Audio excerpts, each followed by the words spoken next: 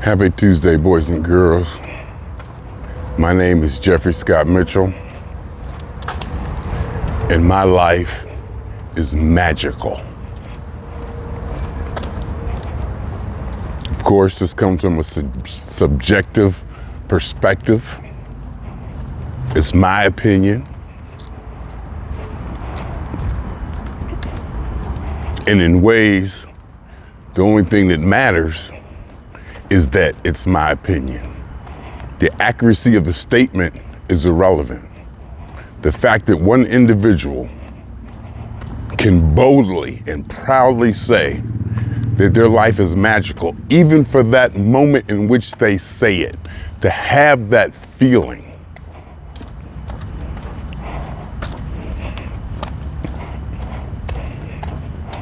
Even if it's an instance, a brief instance of delusional euphoria.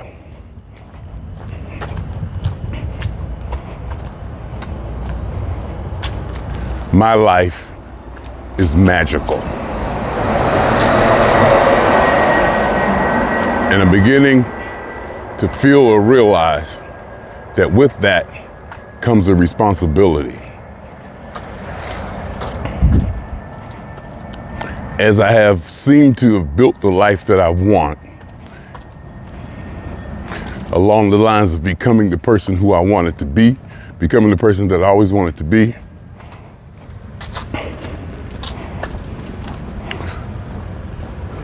within that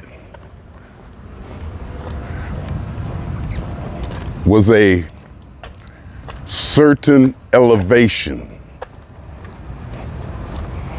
in or of my presence and influence and capability. And the word command. I was writing. See, I'm still out of breath. I'm weak, y'all. Oh, I'm weak. I'm still tired. Now my foot is hurting. I'm injured. I'm messed up. I am messed up. But you see, I got my black ass out here walking without my sauna suit.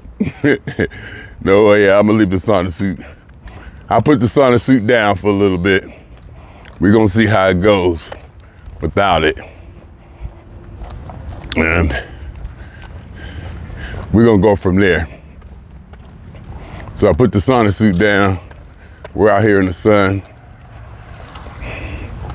Why don't people move over? They see me walking, they can move over.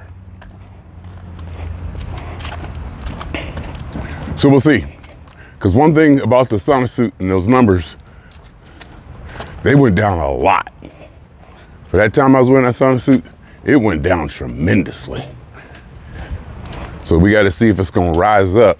Even if I keep the same regimen and routine, if that number slowly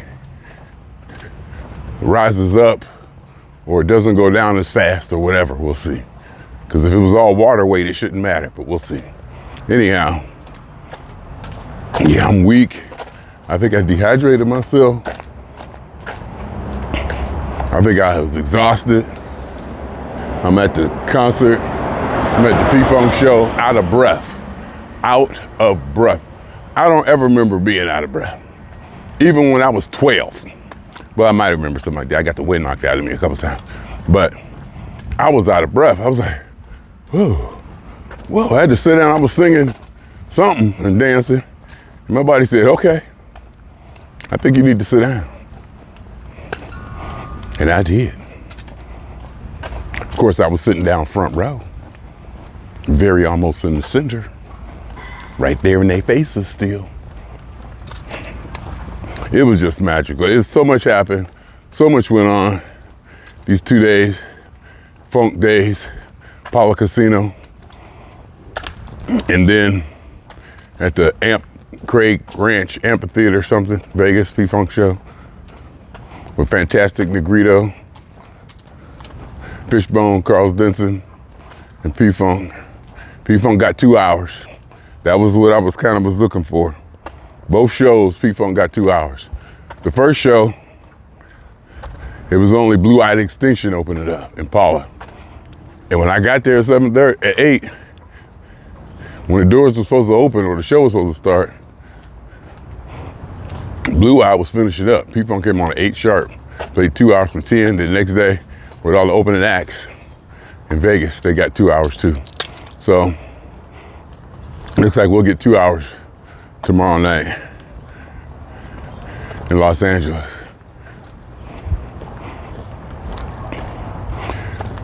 With this magical life that I've built within the tenets of said Jeffrey that was desired, came a little bit of influence and responsibility and a positioning in such areas of life that Jeffrey Mitchell considered important, in that there are things that Jeffrey Mitchell wants in his life that he wants maintained, that is at the responsibility of another party. Basically, here's what I was thinking. Okay. For me to achieve the level of vibration and energy and openness and whatever that was I was doing at the Vegas show, because I was doing it. I was really on it. And I started learning this decades ago. I started learning this when I was with Rick at a football game in Oakland, how my energy could affect people 10, 20, 30 yards, or how big, 10, 20, how much I could use my energy and my dance or whatever to communicate or to vibe people at great distances. And then to be able to be open enough to be able to vibe at a vibe on a large scope and just be comfortable on a stage, so to speak, even though I'm in the audience. And with that, I'll reveal a tactical.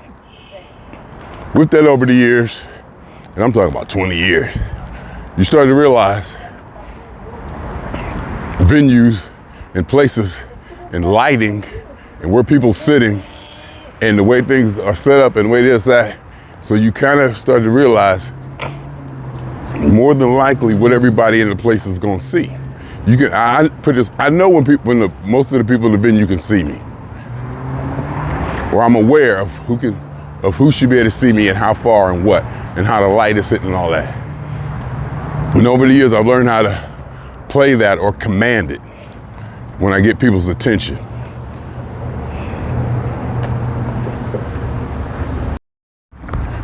At first, I was thinking command wasn't the right word. And then I realized I got that probably from command an audience. You don't have to be on stage to command an audience. And I think I've been doing that for a long time, but it became blatantly obvious that this is a thing now. It's definitely a thing. The things I was doing, I mean, each time I do this, especially this year or post-pandemic or P-Funk, whatever, it's just been going higher and higher and higher. I'm getting more and more involved in it, deeper into it. It's like I can command an audience without even doing anything, basically. There's like a certain sweet spot in the audience as far as tone and volume and positioning and movement that you can do to just know that you have their attention. And then what made it magical was that I'm in this place, my music, and we'll get to that P-Funk part later. My music, even if it's not P-Funk, whatever, the groove, they play in our 70s, 80s music, 70s music, this jamming, this relaxed, feeling good. So I'm standing there, most people get there. This place was quiet. This place was just sickeningly quiet. This place was so quiet that I actually said, why is it so quiet in here? And you can hear me all through the place. You can hear me all through the amphitheater. So why is it so quiet in here? You can literally, and one time they didn't play music. The set in it, they didn't play the music. It was quiet. I was like, put some music on. It's like, anybody got Spotify? And people laugh. I could hear the reaction to see how many people heard me and how far I could be heard. And then they put some music on. I mean, that's just where I was. I was completely relaxed. I felt, whether they could or not, I felt that the whole audience was watching me. And I know they wasn't, that's just something that, just to say. So I felt all, but I couldn't get off beat. I was just so relaxed and into it. That's where the magical part came in. To where it was like I was doing something natural. I wasn't trying to find the beat. I was just flowing on the rhythm. I just love the rhythm so much. And then to be able to do it, quote unquote, with the audience or other people watching, knowing they see me moving to the beat, imagining at the least that they can feel the rhythm and they try to understand the rhythms I'm trying to express. And then every now and then you look back or you'll look around and you'll catch somebody, do a little move, a little gesture to let you know, And or I'm standing there and they're playing house music. One time they was just playing house music. I was just gone, y'all. I did so much and it was magical. It was just magical to me. It was just magical to me. I just did, it may come along the lines of being the person who I always wanted to be. And that person always wanted to be this person, to be at a large venue with music and just be free. Just be as free as I was. If I was at home in my shower, in my bathroom, by myself, just to be that free and just open. And to me, that's magical. And then and this crowd was very quiet and calm. I mean, very quiet and calm. They just sat there. And people on the stage, on the band, was even like, get up, stuff like that. Did I say this already? I feel like I said all this already. No, I couldn't have. Vegas, I didn't do no talking since I left Vegas, did I? Well, that might have been the Paula show, because that casino crowd was kind of quiet too.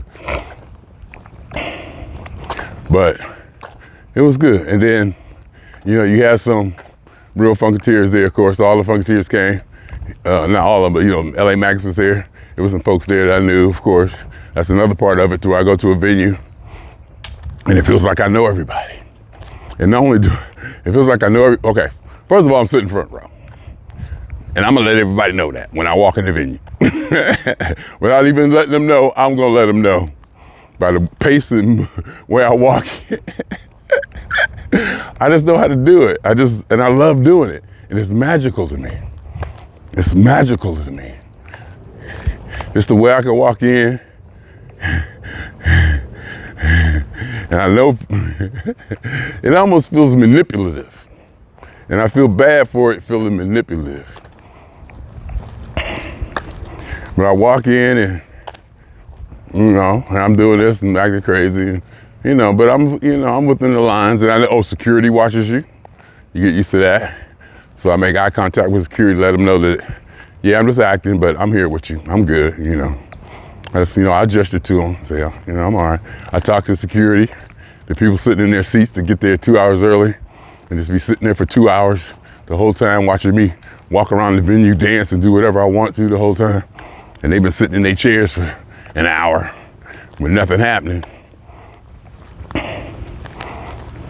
They see me talking to security and security talking to me. They see just people coming by. It's like I know everybody. Everybody knows me. People come up to me. I'm here acting a fool. Basically, and when I say acting a fool, I'm expressing whatever the fuck I want to. And that doesn't necessarily mean that it's at anybody or aggressive or showing off. So that might be a little part of it. It's just the ability to express whatever I want to. That is magical to me. And that's probably the core of what I'm trying to get to. And I'm still developing the whole thing. To be able to express whatever I want to in public. and demonstrate it for other people. Not only not be ashamed, want to express it. And it's almost to the point I'm performing. And if I'm branded, I know that performance will carry over, and it has, and it's come back to me. In fact, at the Vegas show, I was just walking out, I saw a guy, wearing a fishbone shirt, and I started talking to him. He was like, yeah, man. He said, I remember you. He was like, I remember you from the Celebrity Theater in the 90s. I was like, he started telling me about, and this is a dude I just walked up on. He just happened to be out there. I just happened to walk over there, and I just happened to be wearing my jersey. Because I wore my jersey that show for whatever reason. He's like, yeah, you were there. He said for all these years he would go to the show. He said, I was always there. It was, and I'm standing there talking to the cat, and I'm like, wow. And then the thing with that too is you begin to get used to that. The first time you go, damn, and it's almost embarrassing, and you get chills and stuff. But it happens so much, you learn how to smile and just, play with it, run with it, and kind of, pull something out of it and give something back to it. Definitely show how grateful you are. You learn how to finesse that. Like, another revelation. Another thing is that, he was just like, oh, I remember you, Celebrity Theater and all this years ago, 20 years ago. I was like, wow. And you get used to that. You learn how to finesse that and use that. And from all this whole magical thing, one reason I know it's magical is because there's certain revelations that are coming to, not revelations, but realizations that I'm going, whoa, they're just like coming run right together. It's like my brain has stepped up and tripped a certain synaptic path to where I'm seeing things a lot clearer, or it's like I'm seeing things a lot clearer, or seeing things I didn't see before. This has happened before, and that's what another reason I call it magical. And what I really want to talk about, which I'm gonna have to stop right now, is maybe why all this is happening. I hope I remember when I come back, and I think I will. So, so I'm just being the person I am. This is the person I wanted to be, with all these quote unquote talents, capabilities, abilities, and this whole vibing thing. I always wanted to be that person. If anything, I wanted to be George. I never wanted to be a musician. I wanted to command an audience, to put them on the rhythm. I wanted to command an audience to sing and celebrate, or something like that. Epiphanies is the word. Since I've hit a zone or hit a level to where the epiphanies is just flying in the last couple of days. Now, whether these are real epiphanies or epiphanies that just, ideas that just get me up and going, it touches some kind of something in my brain or in my heart that gets me motivated and excited and inspired. Again, it probably doesn't matter. What matters is my faith in that, or in this. And that I get an idea and it feels like an epiphany, and it feels like some grand awakening, and I act on it. Whether it was a grand awakening or not, doesn't matter. As far as the energy that it generates inside me to motivate me and move me and to do something. In fact, last night I even went ahead and tried to book a recording session at my house. I never do that in a couple weeks. September 27th, y'all. If y'all around, we're gonna try to do it. I don't never set a date weeks out. That's how motivated I am now. And then yesterday I went on DistroKid and found out that the music I halfway put up there or whatever I did generated revenue, $5.23. So the process works. The process works, and I ain't paid attention to it. I ain't uploaded a new song in 2 years, 3 years, and I've been paying for it. But the process is in place. Jeffery on Jeffery TV, and We Funk TV, the record label, the artist, it's there. Spotify, it's there. So I'm motivated. I'm inspired a little bit by epiphanies because I'm feeling some kind of way because of the last couple of days in P-Funk. So I'm thinking, there's probably no way, well, there's obvious a way. I was thinking, this probably couldn't happen without P-Funk. Me becoming the person that I always wanted to be may have needed P-Funk. It's like I probably couldn't have done this without P-Funk in a lot of ways. Now, it could have been something other than P-Funk, but it had to be something like a P-Funk, something to where I was introduced early in life. I got attuned to it, attached to it. I learned it, I studied it, I took it in my heart. It became a part of me. I believed in it. I believe in this thing to the core, the music, the philosophy, whatever, to the core. Like, again, it doesn't matter if it's real, right, wrong, left or right, up or down. The only thing that matters is that I believe in it. I believe in it. And from my belief in it and my faith in it comes a strength and an energy and something, a power, I believe. So all these years I've been believing in it. I become an adult. I'm able to get closer to the music and see the insides of it. I'm able to get close to the band. And all these years, all these times I've seen them in clubs, the familiarity of going into clubs and venues, and how the setup works and the stages and just how the whole process works. You get familiar with that, get comfortable with that. Then you learn how to really fully enjoy a show, to fully go there, because at first it was just nothing about the music. It was nothing but the music. I didn't want to have nothing to do with nobody or nothing. It was just the music. You asked them, 10, 15 years, 10, 12 years. I'd go to show. I wouldn't talk to nobody. I'd be up to the front killing it, doing wherever I was, killing it. Show's over, I'd go home, that's it, bye. Because this was about the music. So this music and this philosophy is ingrained in me. I'm not faking it. When I was walking around that venue yesterday, thinking that everybody, knowing that everybody could see me, thinking that they probably was watching me because of the antics I was performing, it was so comfortable. I was so confident.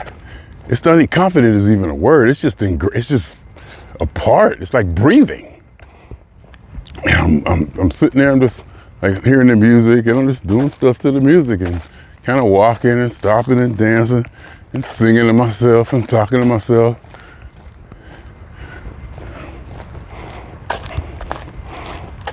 Just like I was at home by myself.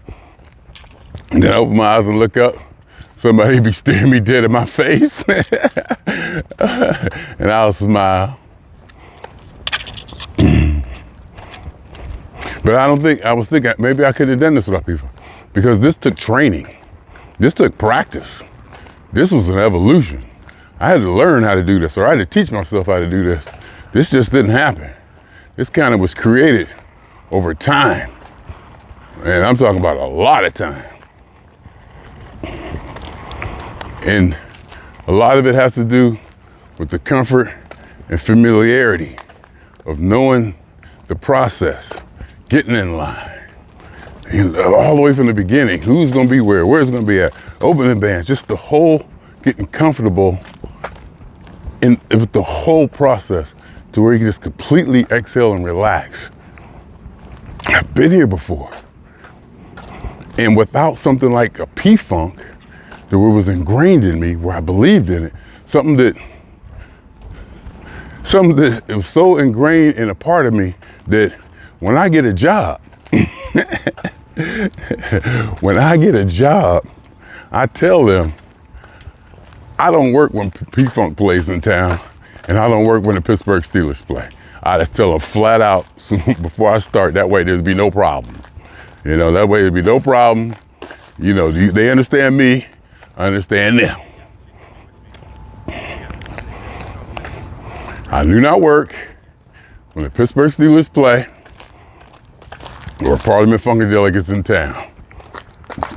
If they in town, I mean, I can still work. See, it's just a saying, because I can still work and just go to the show after work, if I was working days. But you get the idea. That's how ingrained it is. It's part of me. So when I know my band and my music is going to get played in that venue, and I know I got my seat front row, and I know I'm feeling good, and I know I just spent like 3-4 hours talking to P-Funkies, talking to P-Funk All-Stars or whatever, Parliament Funkadelic Cats, P-Funk dudes, and just vibing that energy and having a good time. And after that show, the show in Palo was so good, and just talking to them and, getting information from them and learning what's going on, sharing ideas about this and that, about the music, because the music is so precious. The music is so precious, so to get that close to it, to get that close to the substance of it, the inside of it, the inside of it is what I'm talking about.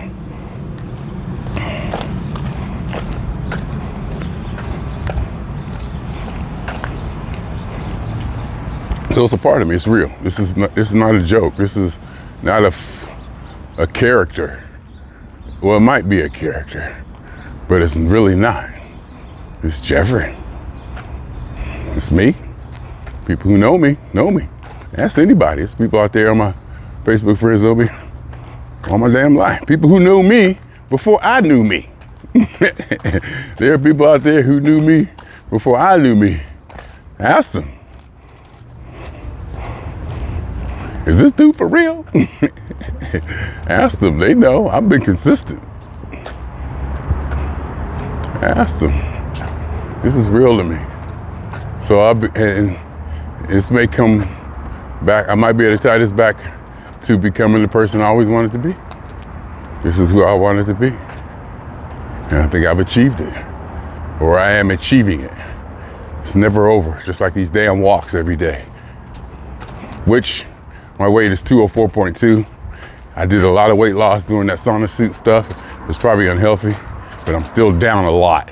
And I'm gonna keep that down a lot. I don't care if I lost a kidney or if my pancreas is no longer functioning. I don't give a damn. I'm down 10 pounds. There's always collateral damage. Well, look at it. Anyway, swing on y'all 2 times. For me, for the funk. For every elementary particle that's ever existed in any atom, in this or in any universe that ever was, is, or will be. The totality of it all, the totality of it all, y'all. A theory of universe. And hypothesis of all is one.